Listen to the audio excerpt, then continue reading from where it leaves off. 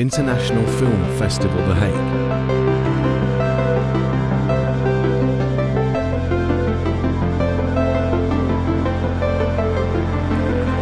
Intellectual property issues that can be encountered working in the film industry by filmmakers. And he's moved from being a lawyer with a lot of, and I researched a lot of cases worldwide. There are not many. There are lots of considerations. For example, cost issues, the legal issues, and that's why a lot of independent filmmakers might have hesitations in pursuing their rights. I think we all understand what this piracy is about. It's about something like it's a redo the distribution. For example, we produce a work, and the Department of Justice gave the power. We're given the power to shut down all these. To grab the domain, labor, and also skills into our own work. We definitely need our work to be protected. Otherwise, our economic interests and also our labor without consent of the copyright owners. Yeah, because sometimes these websites they try to some of the I even tried to find some website people they just copied the work and shown them in very often in China in some of the big market. So it affects the economic interests of the copyright owners adversely. That's something that we can't, be able to do, maybe not in China. It's much easier for us to ask or to apply to the government, to the court, to ask the government to shut down all these unauthorized websites. Copyright law is the most difficult area of laws because because for copyright we do not need registrations. Some countries like USA, Canada, or EU, they have registration systems. For copyright infringement is that copyright is for the protection of expressions rather than ideas. So what is expression? What is idea? So for example, I did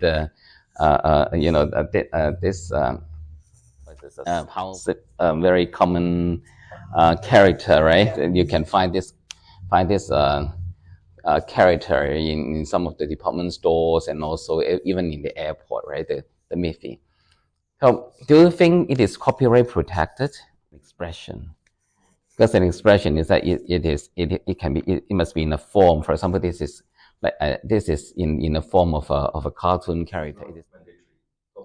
For registration, it's not mandatory. But if that is your own work, you have to in US, Canada. Somebody has not registered it. Then how can we say it is a copyright infringement unless we register? First of all, you have to prove that that is originality is with you. You produce this. You yourself. You produce this character. There must be originality in this in this expression. So it means without registration, also we can claim that this was my work. Yes. That's why in the United States, Canada, they have the registration systems. It gives you more protection.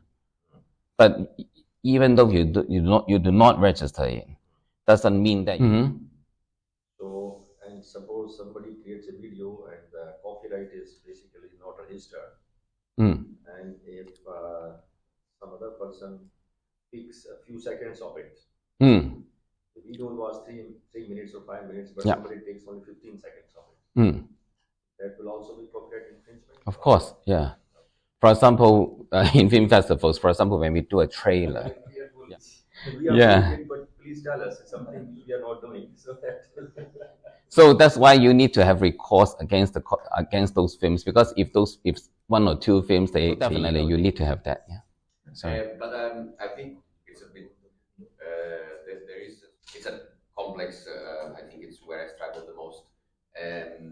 So, for instance, I would say I see a lot of videos where someone is explaining, let's say, what is the zoom, the Kubrick zoom. Yep. So they show a scene of a movie that is short enough, and then after they explain, okay, this is how it's done. Yeah. This is under fair use. Fair use, yeah. Then that is fair use. Even though it's a private education institution. Sorry. University, for instance. You mean Let's university? say MIT does it in their video channel. Yeah. It's still fair use. It depends. If that is for education purposes, that definitely that's fair use. For example, if that guy is going to use it for his own program, for example, he got a TV program or TV program, he's going to criticize or do a review of others' work, then he also needs to obtain the consent. It's okay. In school it's okay. But if you're going to host a TV show, and you can. If you do it, so in this context, if you are going to show, let's say, 15 seconds of a movie, that this context will be fine. We are not asking. Yeah, first of all, we are not doing it for profit, right? Okay. In this context, we are just for discussion. Yes.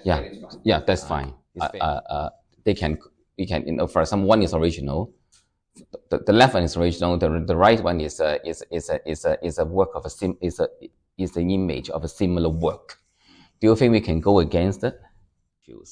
And he got the raincoat, to protect himself or herself from germs, from all that.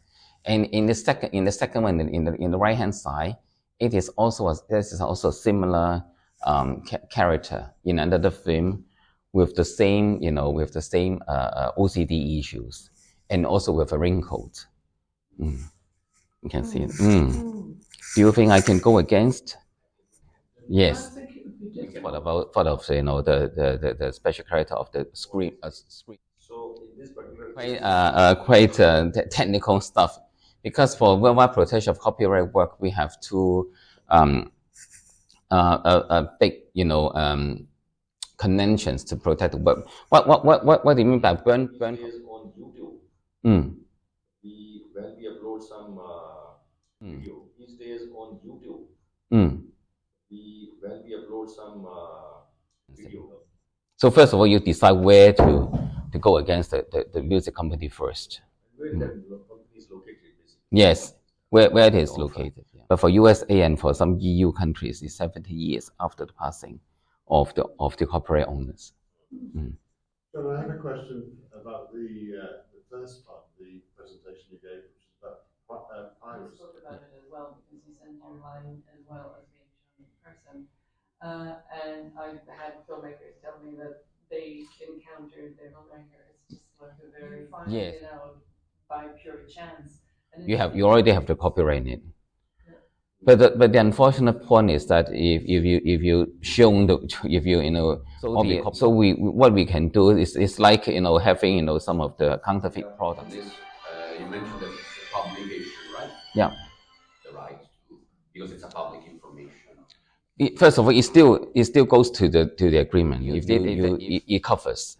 Okay. It covers that the film festival Very good.